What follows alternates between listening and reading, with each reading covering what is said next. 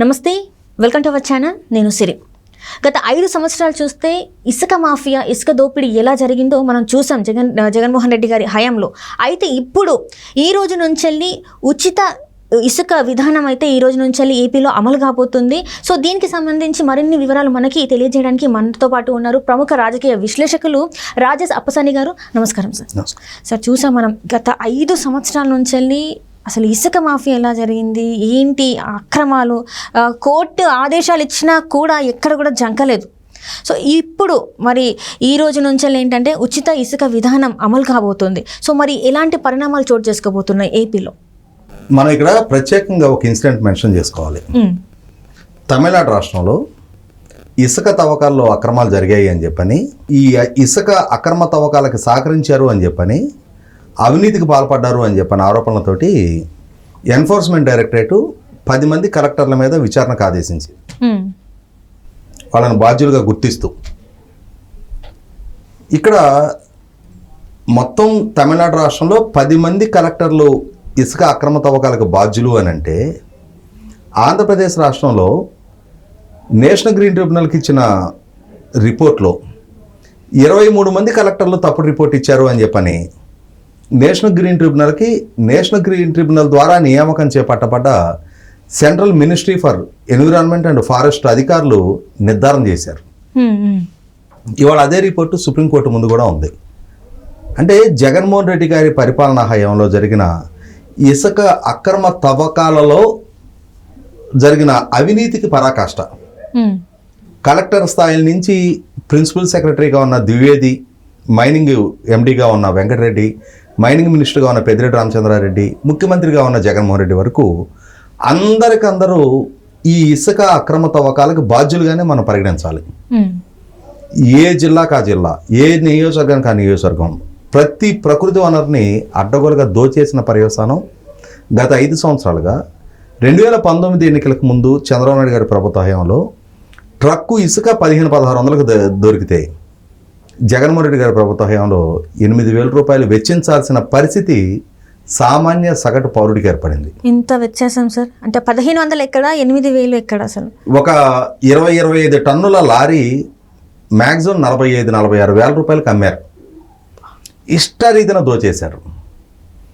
ఈ ఇసుక అక్రమ తవ్వకాల మీద జగన్మోహన్ రెడ్డి గారి ప్రభుత్వ హయాంలో దండా నాగేంద్ర కుమార్ అనే ఒక అతను, అంటే అతను పర్యావరణ ప్రేమికుడు, పర్యావరణ అనుమతులు ఉల్లంఘించి అడ్డగోలుగా ఇసుక తవ్వకాలు జరుపుతున్నారు, అడ్డగోలుగా దోపిడీ చేస్తున్నారు అని చెప్పని ఆయన నేషనల్ గ్రీన్ ట్రిబ్యునల్కి పదే ఫిర్యాదులు చేస్తున్న నేపథ్యంలో నేషనల్ గ్రీన్ ట్రిబ్యునల్ ద్వారా వారు ఆంధ్రప్రదేశ్ రాష్ట్రంలో ఉన్న 146 ఇసుక రీచులకు గాను 106 ఇసుక రీచులని గత సంవత్సర కాలం పైగా అయింది వాటిని రద్దు చేసే అనుమతులు నేషనల్ గ్రీన్ ట్రిబ్యునల్ ద్వారా రద్దు చేసి రాష్ట్ర స్థానిక అవసరాల రీచ్ ఒక 40 రీచ్లు మాత్రం కొనసాగించుకోండి. ఆ 40 రీచ్లు కూడా పర్యావరణ అనుమతులకు లోబడి హెవీ మెషినరీ వాడటానికి వీల్లేదు, మాన్యువల్ లోడింగ్ చేసుకోవాలి అని చెప్పని అనుమతులు ఇవ్వడం జరిగింది. అంటే మొత్తం రాష్ట్రం మీద 40 రీచ్లే కొనసాగాలి. కానీ నేషనల్ గ్రీన్ ట్రిబ్యునల్ ఆదేశాలను కూడా పెడచవని పెట్టి అదే విధిగా అంటే యథావిధిగానే రాష్ట్రంలో ఇసుక తవ్వకాలు జరుగుతున్నాయని చెప్పని ఈ దండ నాగేంద్ర పదే ఎన్జీటీని అప్రోచ్ అవుతున్న నేపథ్యంలో ఎన్జీటీ చీఫ్ సెక్రటరీకి 8 సార్లు లేఖలు రాయటం జరిగింది. ప్రతి సందర్భంలో కూడా చీఫ్ సెక్రటరీ, మైనింగ్ అధికారులు, అలాగే జిల్లాల కలెక్టర్లు అయ్యో అటువంటి అక్రమ తవ్వకాలు ఏం జరగట్లేదు, ఇక్కడంతా పర్యావరణ అనుమతులకు లోబడే తవ్వకాలు జరుగుతున్నాయని చెప్పని తప్పుడు నివేదికలు ఇస్తూ ఉన్నారు. ఆ ఇస్తున్న నేపథ్యంలోనే ఈ దండ నాగేంద్ర కుమారు శాటిలైట్ ఇమేజెస్తో, జీపీఎస్ ట్రాకింగ్లతో ఎక్కడ ఏ అక్షాంశాలు రేఖాంశాల దగ్గర తవ్వకాలు జరుగుతున్నాయనే పూర్తి సాక్ష్యాధారాలతోటి ఎన్జీటీకి రిపోర్ట్ చేసిన తర్వాత అప్పుడు ఎన్జీటీ రాష్ట్ర ప్రభుత్వ అధికారులని కన్సల్ట్ చేయకుండా కేంద్ర ప్రభుత్వానికి సంబంధించిన అటవీ పర్యావరణ శాఖ, అంటే ministry for environment and forest అధికారులని రాష్ట్ర ప్రభుత్వానికి తెలియకుండా ఒక టీంని పంపించడం జరిగింది. ఆ టీము కేంద్ర ప్రభుత్వ అధికారులు వచ్చి రాష్ట్ర వ్యాప్తంగా వాళ్ళు పర్యటించారు. ఆ పర్యటించినప్పుడు వాళ్ళకి నిర్ధారణ అయింది ఏంటి అంటే, ఆంధ్రప్రదేశ్ రాష్ట్రంలో ఎన్జిటి దృష్టికి వచ్చిన 146 రీచ్ల్లో ఎన్జిటి రద్దు చేసిన 106 రీచ్లు మాత్రమే కాదు, ఓవరాల్గా 500 రీచ్ల్లో తవ్వకాలు జరుగుతూ ఉన్నాయి. ఒక్కొక్క రీచ్లో ప్రతి రోజుకి 1500 నుంచి 2000 టన్నుల ఇసుక తవ్వకాలు జరుగుతూ ఉన్నాయి. అంటే ఆన్ అండ్ యావరేజీ ఒక రోజుకి 1,00,000 టన్నుల ఇసుక తవ్వకాలు జరుగుతూ ఉన్నాయి. అది కూడా పర్యావరణ అనుమతులని మీరి మాన్యువల్ లోడింగ్ చేయాల్సిన ప్రాంతాల్లో ఒక్కొక్క ప్రొక్లైనర్ capacity each bucket 1.5 to 2 ton capacity ఉన్న ప్రొక్లైనర్, అంత పెద్ద ప్రొక్లైనర్లతోటి లోడింగ్ చేస్తూ ఉన్నారు. నదీ గర్భాలని తొలిచేస్తూ ఉన్నారు. ఇది పూర్తిగా పర్యావరణ విధ్వంసం జరుగుతుంది అని చెప్పని central ministry for environment and forest అధికారులు ఎన్జిటికి రిపోర్ట్ ఇవ్వడం జరిగింది. ఇంతకు ముందు ఎన్జిటి వాళ్ళు రాష్ట్ర ప్రభుత్వం చేత అధికారికంగా నియమించబడ్డ ఇసుక తవ్వకాలను పర్యవేక్షించే జేపీ సంస్థకి 100 కోట్ల రూపాయలు ఫైన్ వేయడం జరిగింది. ఆ జేపీ సంస్థ ఆ ఫైన్ని ఛాలెంజ్ చేస్తూ సుప్రీంకోర్టుకి వెళ్ళడం జరిగింది. అప్పుడు సుప్రీంకోర్టులో ఈ కేసు పెండింగ్ ఉన్న నేపథ్యంలో ఈ దండ నాగేంద్ర కుమార్ ఆ కేసులో ఇంప్లీడ్ అయ్యి నేషనల్ గ్రీన్ ట్రిబ్యునల్ కూడా తమకు అందిన రిపోర్టుని సుప్రీంకోర్టుకు కూడా సబ్మిట్ చేయడం జరిగింది. ఇది జగన్మోహన్ రెడ్డి గారి ప్రభుత్వ హయాంలో జరిగిన ఇసుక అక్రమ తవ్వకాలకి పరాకాష్ట. అంతకుముందే చంద్రబాబు నాయుడు గారి ద్వారా ప్రతిపక్ష నాయకుడిగా ఆయన వాళ్ళ పార్టీ ద్వారా ఇసుక సత్యాగ్రహం అని చెప్పని మొత్తం రాష్ట్ర వ్యాప్తంగా ఎక్కడెక్కడైతే ఇసుక డంపులు ఉన్నాయో, ఎక్కడెక్కడైతే ఇసుక అక్రమ తవ్వకాలు జరుగుతూ ఉన్నాయో ఆ ప్రాంతాలని సందర్శించి ఆ వాస్తవ పరిస్థితిని ప్రజలకు తెలియజేయాలి అని చెప్పని ఇసుక అంటే లోడింగ్ పాయింట్స్ ఉన్నాయి.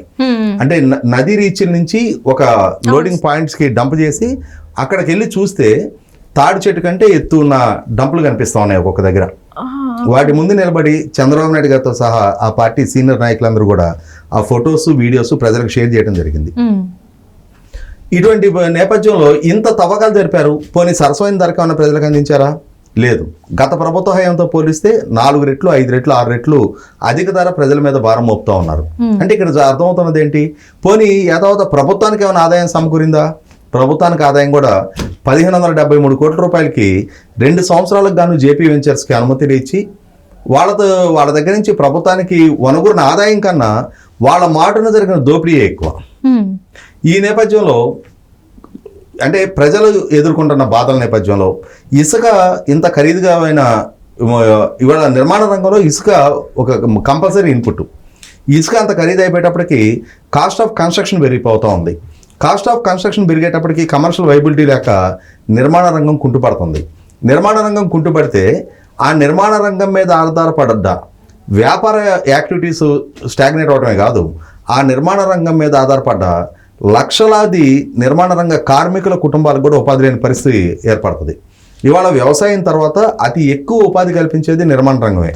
నిర్మాణ రంగం మీద అనగానే మనకి తాపి మేస్త్రులు లేదు ఈ బొచ్చులు అందించే వాళ్ళే కాదు కదా, ఇవాళ కార్పెంటర్లు ఉంటారు, ప్లంబర్లు ఉంటారు, ఎలక్ట్రికల్ పనిచేసే వాళ్ళు ఉంటారు, ఫ్లోరింగ్ పనిచేసే వాళ్ళు ఉంటారు, తర్వాత అవి తయారు చేసే మెటీరియల్ ఉత్పత్తి కంపెనీలు ఉంటాయి.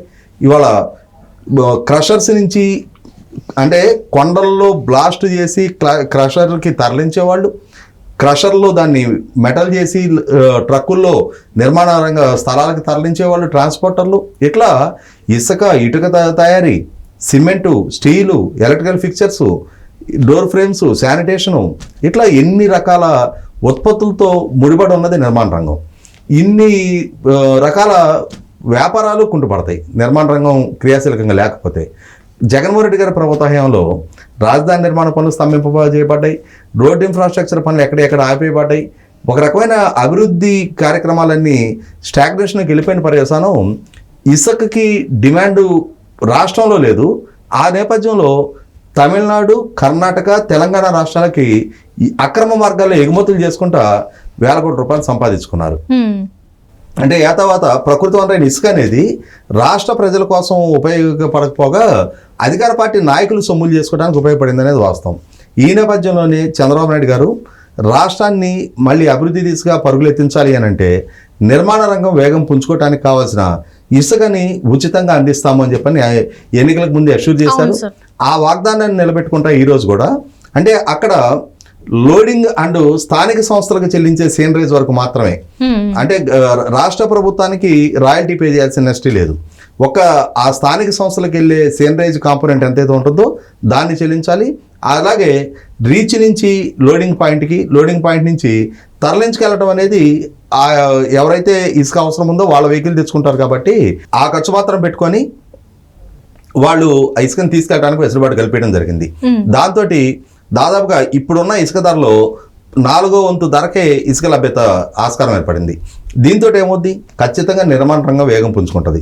దీనికి తోడు సైమల్టేనియస్గా చంద్రబాబు నాయుడు గారి హయాంలో ఇరిగేషన్ ప్రాజెక్టులు కానీ, రోడ్డు ఇన్ఫ్రాస్ట్రక్చర్ కానీ, అలాగే అమరావతి నగర నిర్మాణానికి సంబంధించి పనులు వేగవంతం చేస్తున్న నేపథ్యంలో 100% నిర్మాణ రంగం వేగం పుంజుకోవడానికి ఆస్కారం ఉంటుంది. అప్పుడు ఖచ్చితంగా లక్షలాది కుటుంబాలకి ఉపాధి కల్పనే కాకుండా ప్రభుత్వానికి కూడా ట్యాక్స్ రెవెన్యూస్ పెరగడానికి ఆస్కారం అవుతుంది. కాబట్టి చంద్రబాబు నాయుడు గారి ప్రభుత్వం తీసుకున్న ఈ ఉచిత ఇసుక విధానం ఖచ్చితంగా రాష్ట్ర అభివృద్ధికి ఒక తొలి అడుగుగానే మనం భావించాల్సి ఉంటుంది. అంటే రాష్ట్రాన్ని అభివృద్ధి పరంగా పరుగులెత్తించడానికి ఒక క్రియాశీలకమైన తొలి అడుగు వేసినట్టుగానే మనం భావించాల్సి ఉంటుంది. అంటే ఈ రోజు నుంచి ఖచ్చితంగా ఇంకా ఏదైతే నిర్మాణ సంస్థ ఎక్కడైతే స్తంభించిందో ఇక్కడ నుంచి ఈ రోజు నుంచి పుంజుకుంటుందని అనుకోవచ్చా సార్? మరి 100%. ఇప్పటి నుంచి అయితే ఏదైతే బిల్డింగ్ అంటే కన్స్ట్రక్షన్ ఫీల్డ్ అయితే అసలు అక్కడ స్తంభించిపోయింది. సో ఇప్పటి నుంచి కన్స్ట్రక్షన్ ఫీల్డ్ అంటే ఎవరంటే కాంట్రాక్టర్సే కాదు, ఇక్కడ సిమెంట్ వర్క్ చేసే వాళ్ళు కావచ్చు, మీరు అన్నట్టు కార్పెంటర్స్, ప్లంబర్స్, ఇంతమందికి ఉపాధి కోల్పోయిన పరిస్థితి, వలస వెళ్ళిన పరిస్థితి. ఈ ఇసుక పంపిణీ కూడా ఏంటంటే ప్రయారిటీస్ డిసైడ్ చేశారు. ఫస్ట్ ప్రయారిటీ వచ్చేటప్పటికి ఇండివిజువల్స్, ఇప్పుడు ఎవరైనా ఇల్లు కట్టుకోవాలనుకున్న వాళ్ళు, ఒక కాంపౌండ్ వాల్స్ నిర్మాణం చేసుకోవాలనుకున్న వాళ్ళకి ఫస్ట్ ప్రయారిటీ.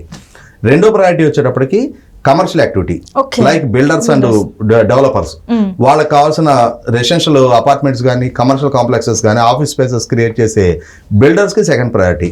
థర్డ్ ప్రయారిటీ వచ్చేటప్పటికి గవర్నమెంట్ యాక్టివిటీ, అంటే రోడ్ ఇన్ఫ్రాస్ట్రక్చర్ కానీ, కల్వర్ట్స్ కానీ, బ్రిడ్జెస్ కానీ, తర్వాత డ్యాములు కానీ, ఇరిగేషన్ ప్రాజెక్టులకు కానీ, ఇట్లా ప్రభుత్వ రంగానికి సంబంధించి అవసరాల నిమిత్తం కాంట్రాక్టర్లు చేసే పనుల నిమిత్తం కేటాయింపుకి 3వ ప్రాధాన్యతగా కేటాయింపులు చేస్తూ ఉన్నారు.